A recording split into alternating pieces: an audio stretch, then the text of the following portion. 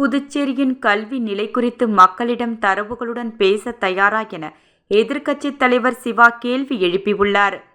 புதுச்சேரியில் நேற்று செய்தியாளர்களை சந்தித்த கல்வி அமைச்சர் பாஜக நமச்சிவாயம், ஆளும் பாஜக என்ஆர் கூட்டணி பற்றி குறை சொல்ல கொஞ்சமும் தகுதியில்லை என்றும், தொடர்ந்து எதிர்க்கட்சிகள் இந்த அரசு மீது ஏதோ ஒரு குறை கூற வேண்டும் என்பதற்காக மத்திய அமைச்சரின் கடிதத்தில் உள்ள புள்ளி விவரங்கள் எடுத்து வைத்து பேசுகின்றனர் என்று செய்தியாளர்கள் மத்தியில் முழு பூசணிக்காயை சோற்றில் மறைப்பது போல பேசியிருக்கிறார்.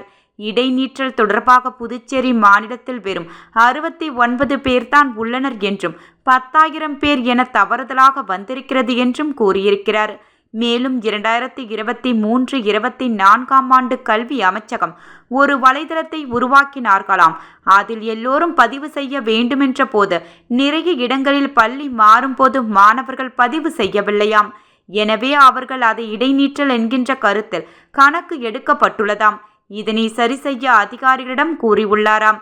அமைச்சர் சொல்வது போல 10,054 மாணவர்கள் தரவுகளை முறையாக ஒன்றிய அரசின் இணையதளத்தில் பதிவு செய்யாததால் தான் இந்த பிரச்சனை என்றால், இந்த தரவுகளை முழுமையாக ஒன்றிய அரசின் இணையதளத்தில் பதிவேற்றாத கல்வித்துறை அதிகாரிகள் மீது என்ன நடவடிக்கை எடுக்கப்பட்டது என்பதை அமைச்சர் வெளியிடுவாரா? இந்த தவறுக்கு அதிகாரிகள் பொறுப்பா, கல்வித்துறை அமைச்சர் பொறுப்பா? மேலும் ஒன்றிய அமைச்சர் தர்மேந்திர பிரதான் புதுச்சேரி மாநில முதலமைச்சருக்கு அனுப்பிய கடிதத்தில் குறிப்பிடப்பட்டிருந்த 10,054 இடைநீற்றல் தகவல் உண்மை எனில் ஒன்றிய கல்வி அமைச்சர் தகவான தகவலை வெளியிட்டதாகவும், உண்மை நிலை என்ன என்பதை விளக்கி அறிக்கை வெளியிடுவாரா என்பதை கல்வி அமைச்சர் நமச்சிவாயம் பதிலளிக்க வேண்டும்.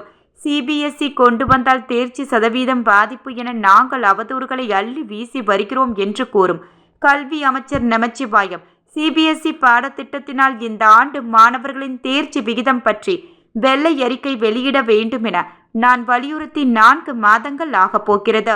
பள்ளி இடைநீற்றல் என்பது அன்னையின் பாலூட்டலை புறக்கணிப்பதற்கு நிகரானது.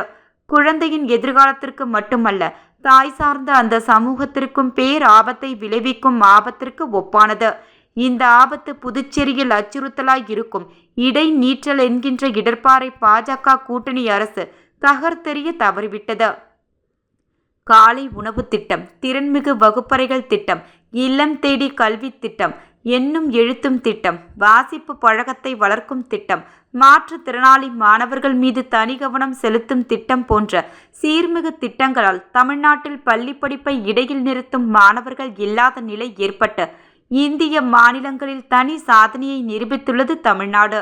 தமிழ்நாட்டில் பள்ளி படிப்பை தொடங்கிய 100 சிறுவர்களில் நடுநிலை பள்ளி முடிப்பை முடித்தவர்கள் 2019 99 பேர் என்பது கடந்த ஆண்டு, அதாவது 2024 100 பேராக உயர்ந்துள்ளது. அதேபோல சிறுமியர் எண்ணிக்கை 97.5 இருந்து 100% 2024 அதிகரித்து இடையில் பள்ளி படிப்பை விடுவோர் ஒருவரும் தமிழ்நாட்டில் இல்லை என்கின்ற நிலையை உருவாக்கி உள்ளது. தமிழ்நாட்டில் மேல்நிலை படிப்பை முடித்த மாணவர்கள் 2019 81.3 இருந்தது. இதுவே 2024 89.2% உயர்ந்துள்ளது. மாணவிகளை பொறுத்தவரை 2019 89.4% இருந்தது. 2024 95.6% அதிகரித்திருக்கிறது. அதே நிலையில் பாஜக மற்றும் அதன் கூட்டணி கட்சிகள் ஆளும் மாநிலங்களான பீகார், அசாம், ஹரியானா போன்ற மாநிலங்களின் வரிசையில் புதுச்சேரியும் பள்ளி படிப்பை இடையில் நிறுத்தும் மாணவர்களின் எண்ணிக்கை மிகவும் அதிகரித்து உள்ளதாக ஒன்றிய அரசின் கல்வி அமைச்சக ஆய்விலும் தெரிய வந்ததை உண்மை இல்லை என மறுப்பதா?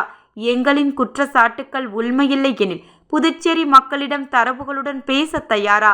CBSE கொண்டு வந்த பிறகு படிப்படியாக கல்வித்தரம் எவ்வாறு உயர்ந்துள்ளது?